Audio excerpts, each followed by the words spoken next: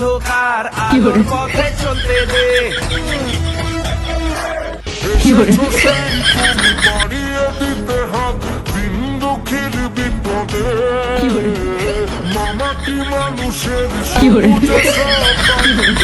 তোমার শপথে আজকে